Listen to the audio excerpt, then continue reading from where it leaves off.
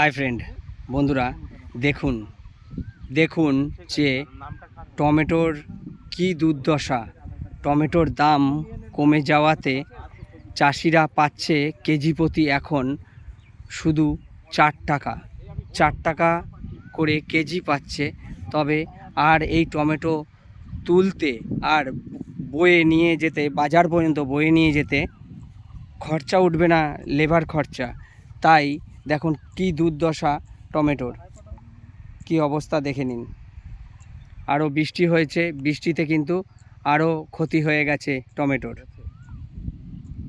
Tomato চাষিদের কিন্তু মাথায় হাত।